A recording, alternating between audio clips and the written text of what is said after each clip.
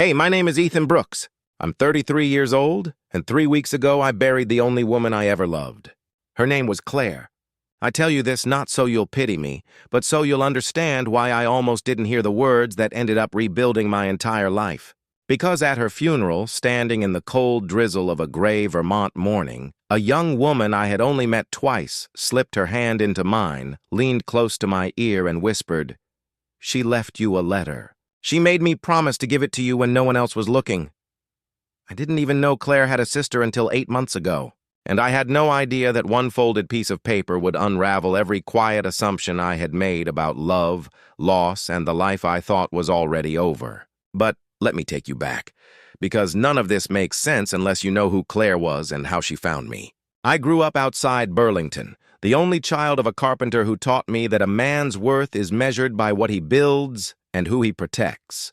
My mother died when I was 19.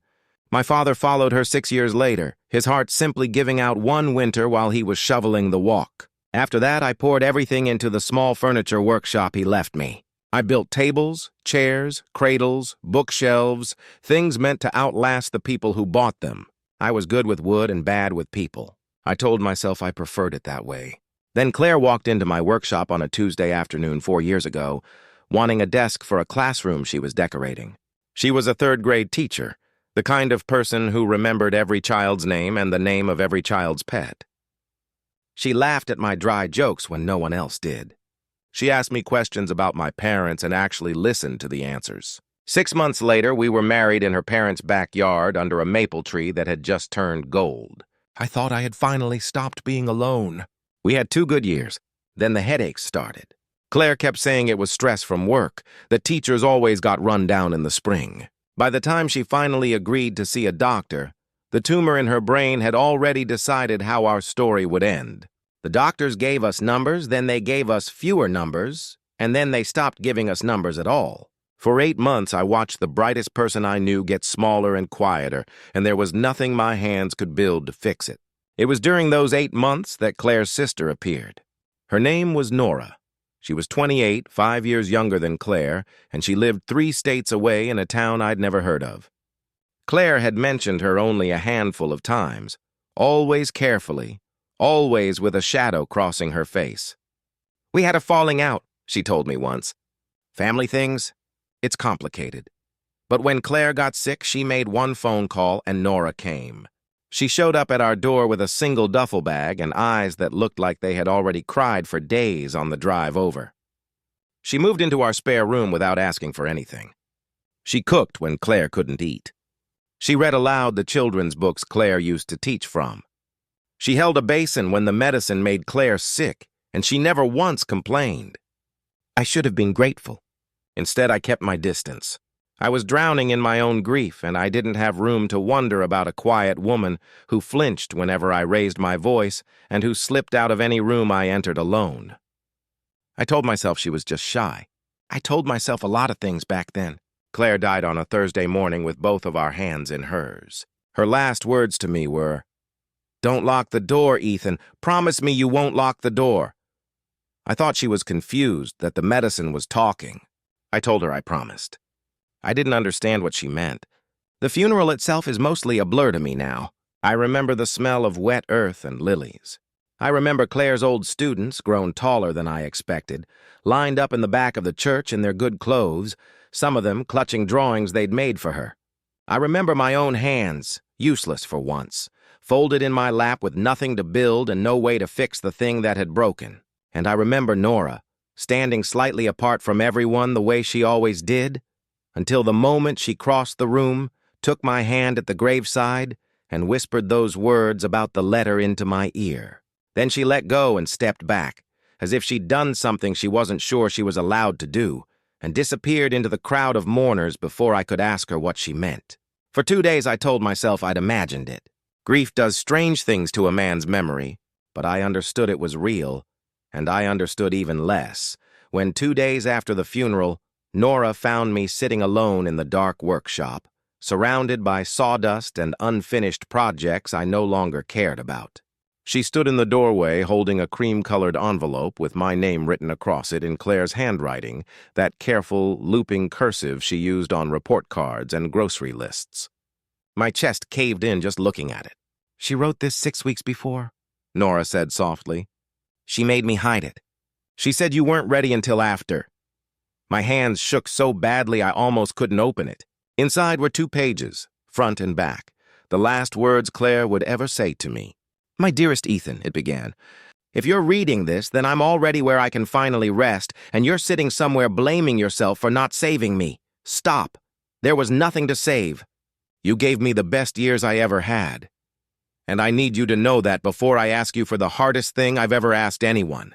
I need you to take care of Nora, not out of pity, not out of duty to me, but because she is the kindest person I have ever known, and the world has spent her whole life convincing her she deserves to be treated like she's invisible. When we were teenagers, our stepfather decided I was the golden child and she was the burden.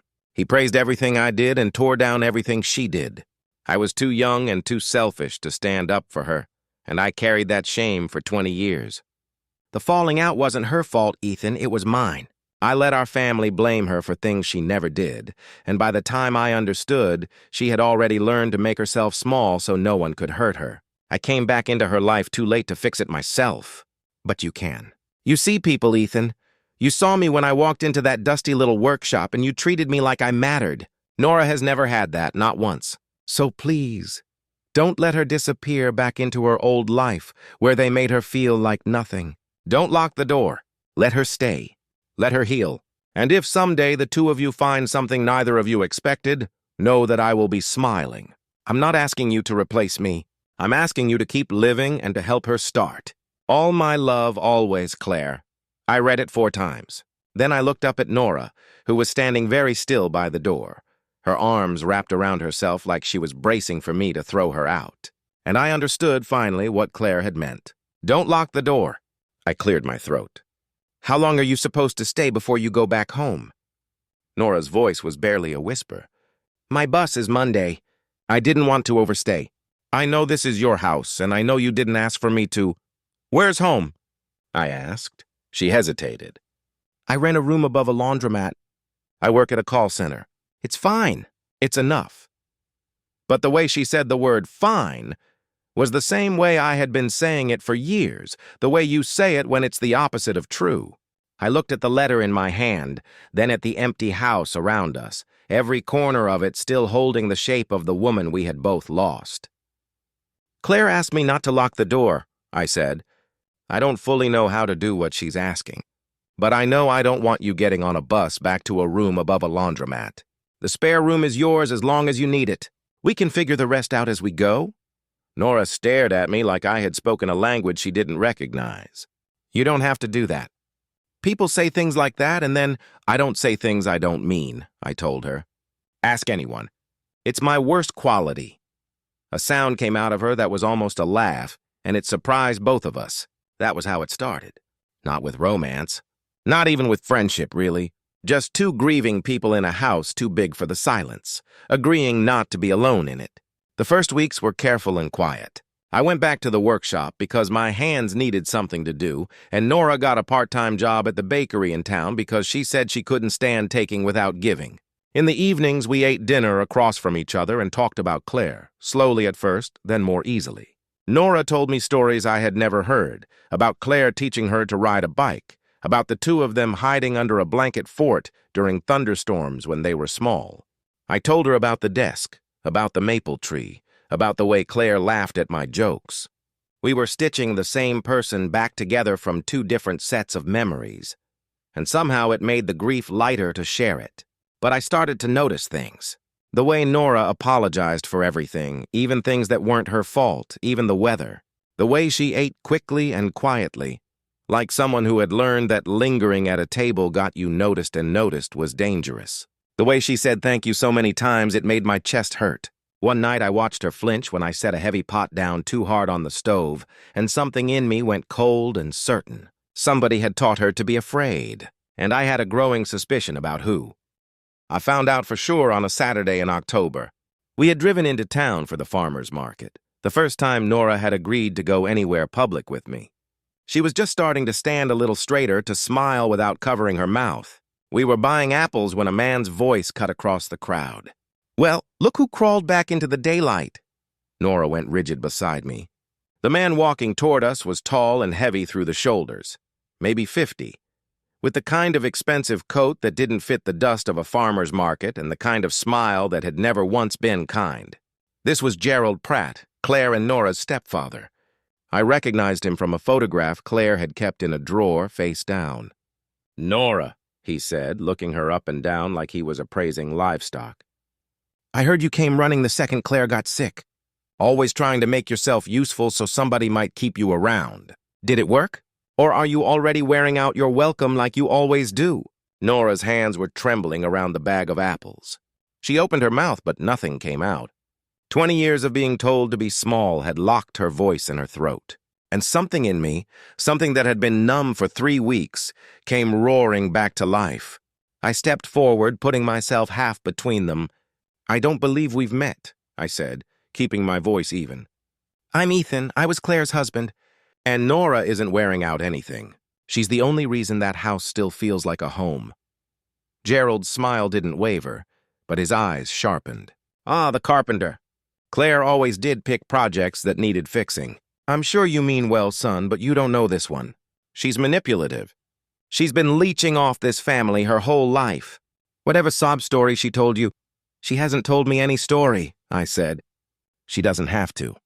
I've watched her for a month say thank you for a glass of water like she's afraid it'll be the last kind thing anyone ever does for her. You don't learn that on your own. Somebody taught it to her. And I'm looking right at him." The crowd around the apple stand had gone quiet. People were watching now. Gerald's face flushed a dull red. "You watch your mouth. That girl owes this family. After everything we did for her, what did you do for her?" I asked, and I let my voice carry. "Claire wrote it all down before she died. Every word. How you decided she was golden and Nora was garbage. How you tore down a child until she believed she was nothing. I have it in writing, in your daughter's own hand. So before you stand in the middle of this town and call her manipulative, you might want to ask yourself how many of these people you want to know exactly what kind of man you really are." For a moment, Gerald just stared at me, breathing hard. Then he looked around at the faces watching him, the neighbors, the vendors, the strangers. And I watched him realize he had lost the room. He leaned in close, his voice dropping to a hiss only Nora and I could hear. "She'll do to you what she does to everyone. She'll make you feel sorry for her, and then she'll take everything you have." "The only thing she's taken from me," I said quietly, "is the idea that I had nothing left worth protecting." Gerald straightened his expensive coat, turned, and walked away into the crowd. Nobody clapped. It wasn't that kind of moment. But an old woman selling honey reached over and squeezed Nora's hand, and a man buying pumpkins gave me a small nod, and slowly the market went back to its ordinary noise. Nora was crying without sound, the way people cry when they've spent their whole lives learning that loud feelings get punished. I didn't touch her. I just stood close enough that she'd know I was there. "I'm sorry," she finally whispered. "He always, when he's around, I can't—" "You don't have to explain him to me," I said. I understood the whole story the second he opened his mouth. She looked up at me with those wet, exhausted eyes, and something passed between us that I didn't have a name for yet. "Why did you do that?" she asked. "Why do you keep standing up for me?" I thought about Claire's letter, about the line that had lodged itself in my chest. "You see people, Ethan. Because somebody should have a long time ago," I said. "And because I think Claire knew I'd be too stubborn to walk away once I figured out what was going on." That night, back at the house, Nora made tea for both of us, and instead of disappearing into her room the way she usually did, she sat across from me at the kitchen table for a long time. The radiator ticked. Rain started against the windows.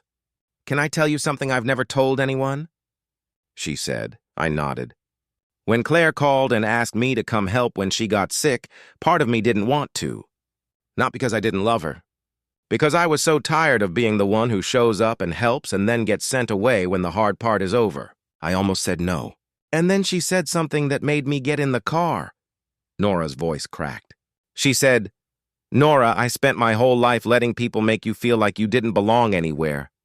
Come help me, and I promise before I go, I'll find you a place where you finally do. I thought she meant heaven. I thought she meant she'd pray for me.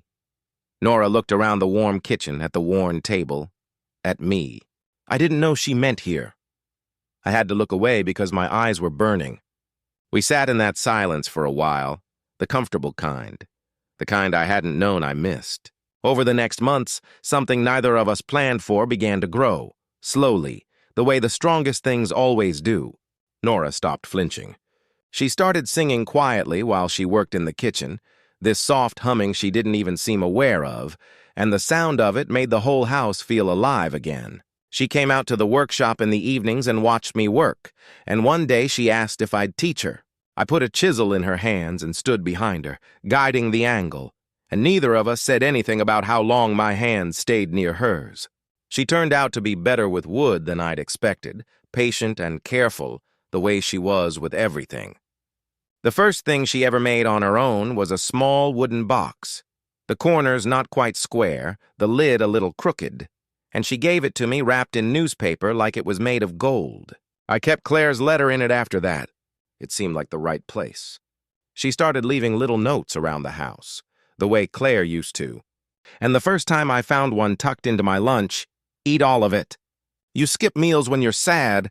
I had to sit down in the workshop and just breathe for a minute. On Sundays, we started taking long walks along the dirt road that wound up behind the property, past the stone wall my grandfather had built, all the way to the ridge where you could see the whole valley turn from green to gold to white as the season changed.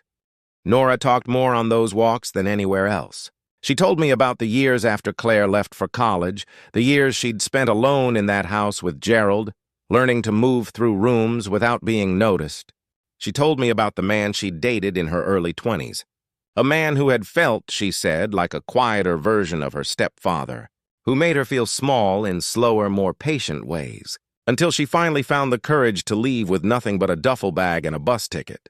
I keep thinking I'm done being afraid of people like that, she said one afternoon, watching her breath fog in the cold air. And then one of them shows up, and I'm right back to being 12 years old trying to make myself disappear. You don't disappear here, I told her. I won't let you. She looked at me for a long moment, and I thought for just a second that she might say something that would change everything. But she only smiled and started walking again, and I followed, and the unspoken thing between us grew one size larger. There was one evening I came home late from delivering a dining set 2 towns over, and the house was dark, and for one cold, irrational moment I was certain she'd left. That I'd come back to the silence I'd lived in before her. I walked through every empty room with my heart climbing into my throat. Then I found her asleep on the workshop floor, curled up next to the half-finished cradle I'd been building on commission, a blanket pulled over her, sawdust in her hair. She'd fallen asleep, waiting for me to get home so she wouldn't have to eat dinner alone. I stood in that doorway and understood, with a certainty that frightened me, that I no longer knew how to imagine my life without her in it. We never talked about what was happening between us. We were both too afraid, I think, of stepping on Claire's memory, of being the people who fell for each other in the shadow of someone we both loved. So we let it stay unspoken, this warm, careful thing, until the night it couldn't stay unspoken anymore. It was the anniversary of nothing in particular, just an ordinary cold night in February. Snow was falling outside in slow, fat flakes, the kind that makes the whole world go quiet. Nora was washing dishes and I was drying them, and our hands brushed reaching for the same plate, and she went still. The water kept running. Neither of us moved to turn it off. Ethan, she said quietly, not looking at me. I have to tell you something, and I need you to let me finish before you say anything. I set down the towel. I think I started falling for you somewhere around the 3rd week I was here, she said, her voice shaking but steady, the bravest I had ever heard it. And I've been hating myself for it every single day since. Because Claire is the only person who ever loved me, and falling for her husband feels like the worst kind of betrayal a person could commit. So if you tell me to leave, I'll understand. I'll get on a bus and I'll never— Nora. She stopped. I picked Claire's letter up off the windowsill where it had lived for months, soft now from being read so many times. I handed it to her, my thumb under the line near the end. She read it. "And if, someday, the two of you find something neither of you expected, know that I will be smiling." Her hand flew to her mouth. "She knew," Nora breathed. "She knew before either of us did," I said. "She always saw people before they saw themselves. She saw you. She saw me. And she left the door open on purpose." Nora was crying again, but this time it was the other kind of crying. The kind that comes when you've spent your whole life waiting to be wanted, and finally, impossibly, are.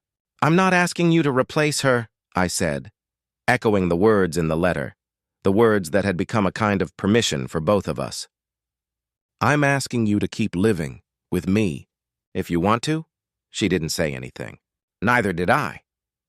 We just stood there in the small, warm kitchen with the water still running, two people who had both been told their whole lives that they were too broken to be loved, finding out at the exact same moment that they had been wrong. Then she crossed the small space between us, and I held her. And for the first time in a very long time, the house didn't feel like a place where something was missing. It felt like a place where something had finally come home. It wasn't all simple after that. Gerald didn't disappear quietly. A month later, we learned he had hired a lawyer, claiming that Claire's small estate, the house, the workshop, the modest savings had been left improperly, that as her stepfather he had a right to a share, and that Nora had unduly influenced a dying woman. It was a lie, of course. Claire had left everything to me in a will she'd signed years before she even got sick. But Gerald didn't care about winning. He cared about hurting the same way he always had. He wanted to drag Nora back into a room full of people and make her small again, because a man like that can't stand the sight of someone he broke standing up whole. The papers arrived on a gray Wednesday, official and cold, and I watched the color drain out of Nora's face as she read them. "He's not going to stop," she said. "He never stops. Not until he takes everything." "Then we don't let him take anything," I said. But I'd be lying if I told you I wasn't afraid too. The hearing was set for a Tuesday morning at the county courthouse.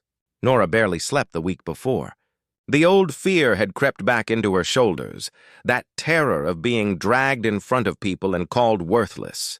She stopped humming in the kitchen. She started apologizing again for small things. I could feel her shrinking back toward the person she'd been before, and it broke something in me to watch it. The night before the hearing, I found her sitting on the workshop floor among the wood shavings, her knees pulled up to her chest, the small, crooked box she'd made in her hands. "What if he's right?" she whispered. "What if I am the kind of person who takes things? What if everyone in that courtroom looks at me and sees what he sees?" I sat down beside her on the cold floor. "Do you remember what Claire's last words to me were?" Nora shook her head. "Don't lock the door," I said.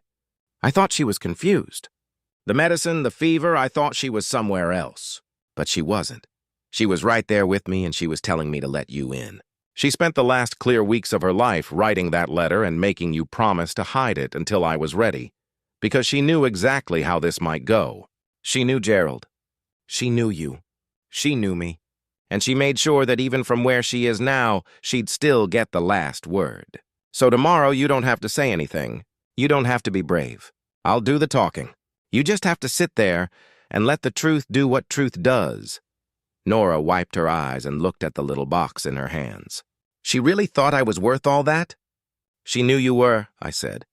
"Tomorrow, the rest of the world's going to find out." The courtroom was small and smelled like old paper and floor wax.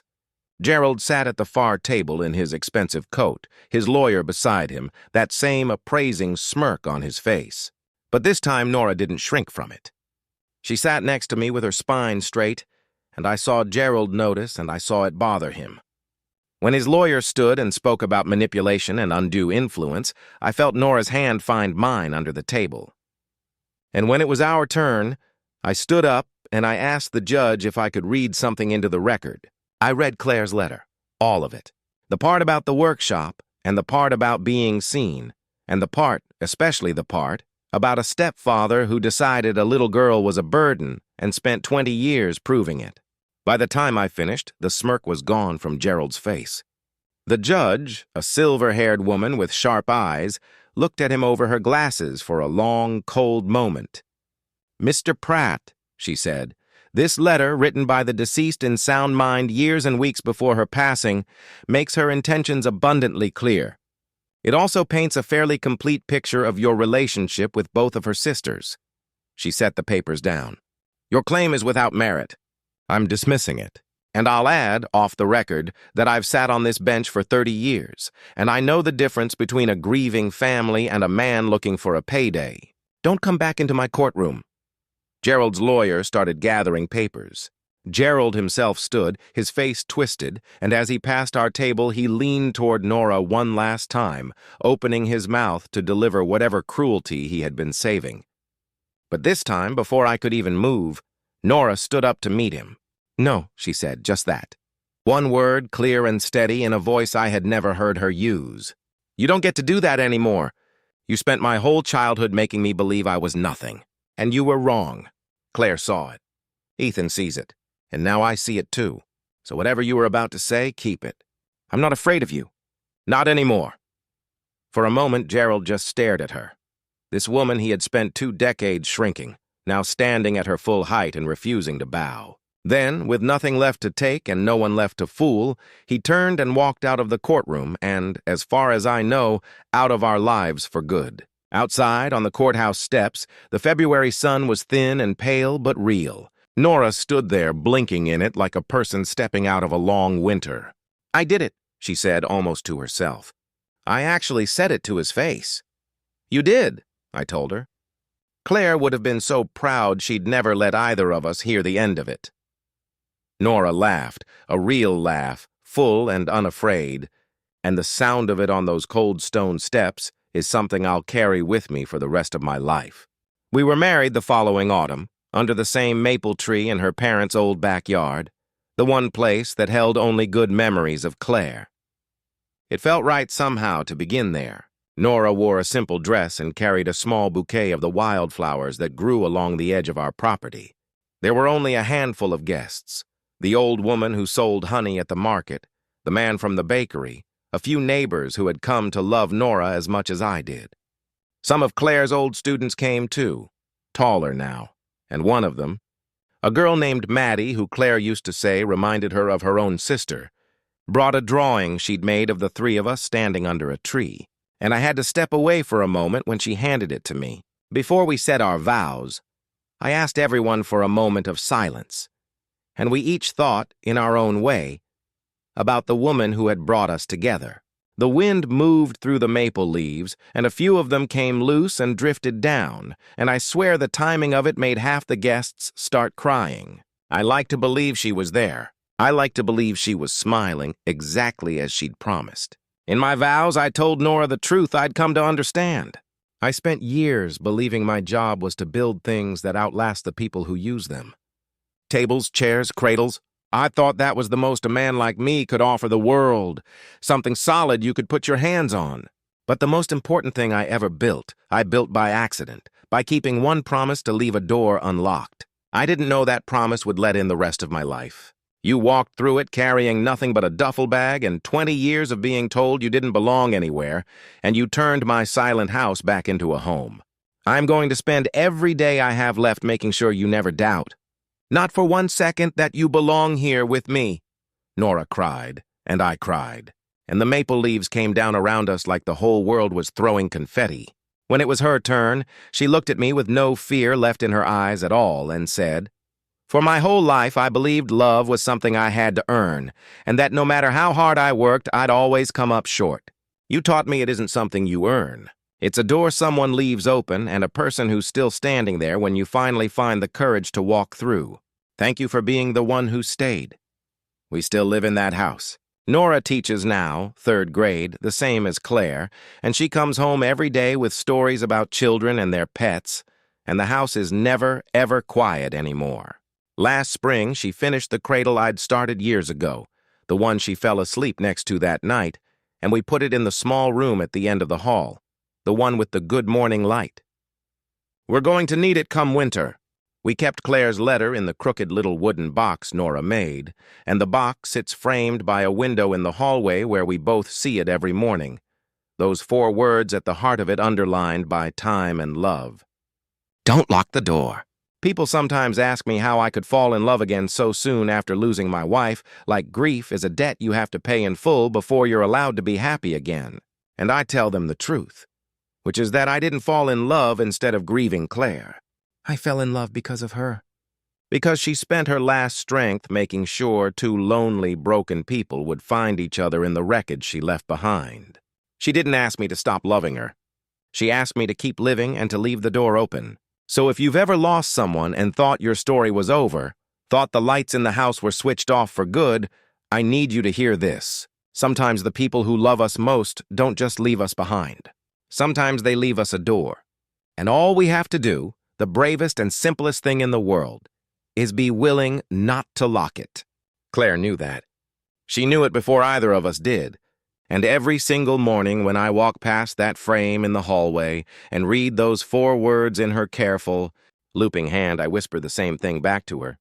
The same thing I'll whisper for the rest of my life. Thank you, Claire. The door's still open, and look who walked through it.